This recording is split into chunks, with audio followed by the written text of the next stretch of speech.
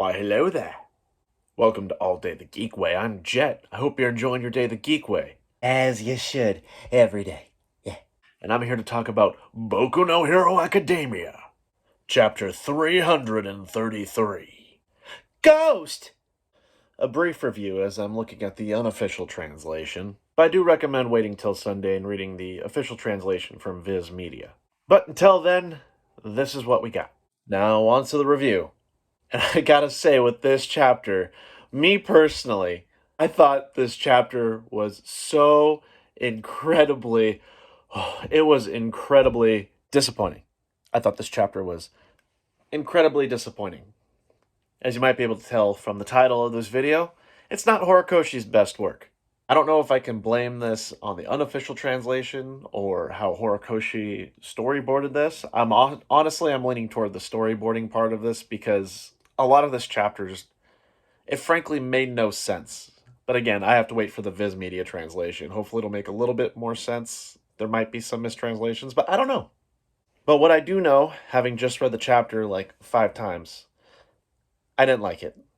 I really didn't like it. We lost a lot of good potential and story moments because Horikoshi could have gone a plethora of ways on how he wanted to tell this arc, and I think a lot of it just didn't make sense. It's very unfortunate because I gave a lot of praise to the previous chapter and how it ended on a really good cliffhanger. I did have one person in the comments say that they didn't like the direction this was going, to which I didn't really fight back per se, but I definitely did say, like, this could go in a multitude of ways, and it really could have.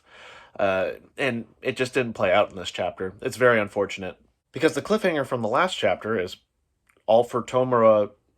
Tomura, for one, managed to get a hold of Star's face, and I guess she was sacrificing herself for one of her comrades, her brothers, as she put, quote unquote. So this is why I was like, well, maybe she'll apply a rule to herself, like, hey, new order can't be taken, or my body shall not be decayed. One of the two of those was right. Though I'm confused why she couldn't apply both. She could have definitely said, hey, my body can't be decayed, also new order can't be stolen, and all for one steals quirks. I don't know why she couldn't have just done that. So she gives a rule to new order that says it will reject all other quirks. So it causes all for Tomura for one to have his body basically reject itself and he's not able to use new order, but it's still really weird.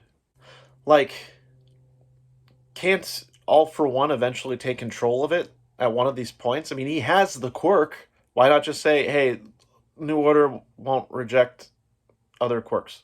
He has it now. I don't know though. It was really weird because all for Shigaraki determined that she can only do a certain amount of rules with her quirk. And I guess the second rule she applied was this shall reject other quirks. Okay. But I don't know, I'm like still scratching my head on it. Because one of his goals was to get New Order, and now he has it. Granted, it's rejecting him, but it still exists as a quirk, and he still has it. Wouldn't he be able to find a way to maintain control of it? Like, if Star is sacrificing herself anyway, why doesn't she just decay with New Order? I don't know. I don't get it. Also, her body decays anyway? I think it decays, or was that through the explosion? Because I know she was defending herself to protect one of her comrades, of whom we don't know anything about, but apparently he's super important. But her body starts to deteriorate anyway, and she dies. That's a waste of a really good character, honestly, because I was really enjoying Star. I'm not sure about anyone else, but I was. I really liked her as a character, and she was just kind of thrown to the wayside. Kind of like Lady Nagant. Nagant? Is that her name? I don't know, previous chapters. Yeah, but she applied a rule that her body can't be decayed, but her body decays? Or was it destroyed from the explosion? Was it from the physical enhancements that her body was just like, bah, you're gonna decay anyway? What? I don't know. What was Horikoshi thinking with this? Because It's all kind of nonsensical. He didn't write himself into a corner in the previous chapter. He could have made it so her body didn't decay, and she could keep New Order, and she could meet with the heroes in Japan while the villains are still on the rise and still very prevalent. I feel like this is a wasted potential for Kathleen Bate. Is that based off of the American actress Kathleen Bates? I don't know. It doesn't matter. Either way, it was a wasted potential for this particular character. She had a lot more potential to her, and we didn't get much backstory. All that we know basically is she was saved by All Might one time. She read comic books that she didn't finish, and she was close comrades with these people she called brothers. But we're not really sure why, other than she was. Because the story told us so. And that's not good writing. But she's dead now, so nothing I can do about that, and now all for Tomura has New Order. Granted, he's currently incapacitated from using any other quirks because New Order is literally fighting from the inside against the other quirks that All for Tomura has. Which is actually that was visually cool to see.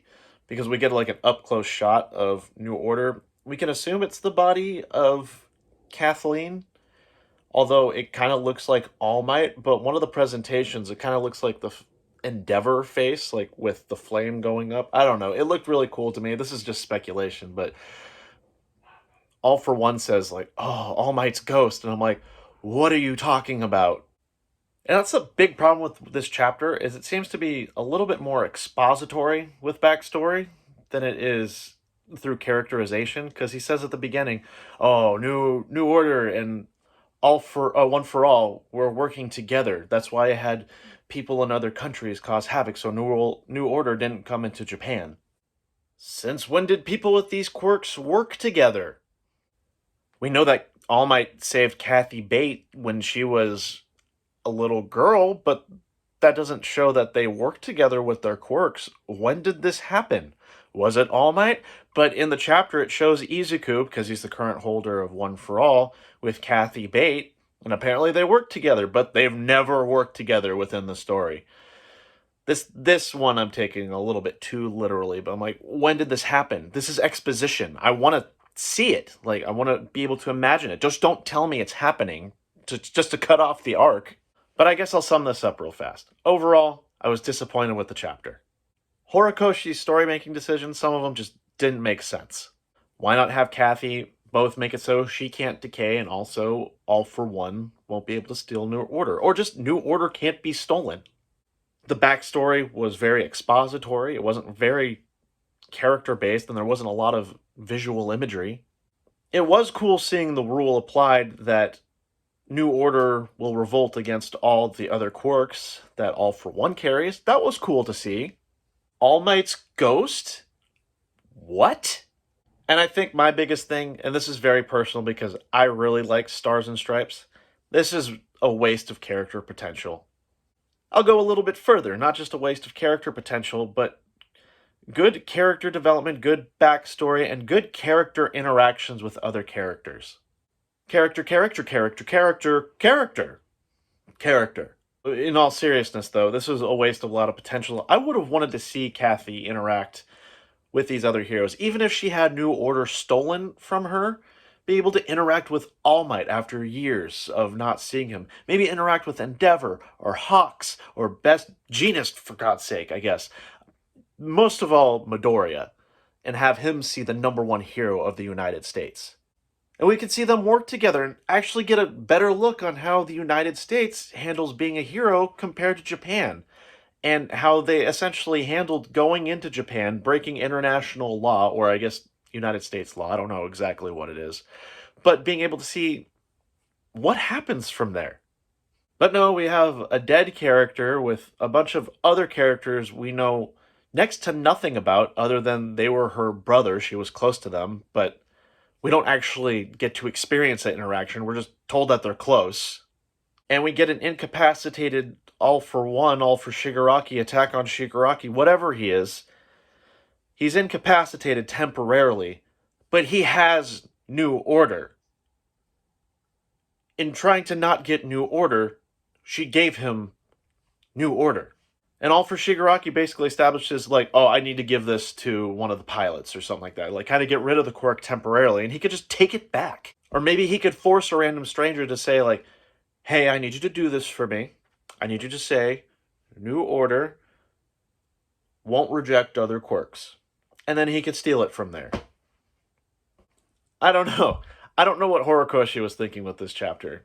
This is very disappointing, to be honest. Like, I'm not going to stop reading My Hero Academia. It's my favorite shonen series. It's my favorite Japanese anime series. But this was not his best arc or his best chapter, which sucks because I praised the majority of the arc. It had some good elements to it, and the direction that Horikoshi went, I don't get it. I really don't. But I guess I'll have to see what happens in the future chapters. Like, was he being rushed by editors? Like, this is a good story opportunity with a big character. It was only the #1 hero from the United States. No big deal, with a really amazing, cool quirk. Granted, it was overpowered. It was still really cool nonetheless. I don't know, as a fan of the series, I guess I felt a little bit cheated with being introduced to this really strong character. She was really cool. I really liked her. But this is where we're at right now, and I'll have to get over it, and I'll have to move on. Though I will still be reviewing the next chapters in All Day the Geek Way, because I'm Jet. I like to enjoy my day the geek way. And I guess I'll end my review from here. For all I know, many of you who are watching are like, I don't agree with your assessment. Let me know in the comments below. What did you think of this chapter? What did I not understand? I am going to admit, I'm confused as to what happened. Why was her body decaying? I don't know. I couldn't really tell. Did you like Stars and Stripes? Were you impressed with this arc, or were you solely disappointed? It's okay to say either way. Start a conversation. Leave it in the comments below. But until then, thank you for watching. If you enjoy the content, please consider subscribing. It really helps out a ton, and I appreciate it so much. I enjoy the conversation, especially My Hero Academia. It's one of my favorite animes / mangas of all time at least at this moment. But until then, please continue to enjoy your day the geek way. See ya!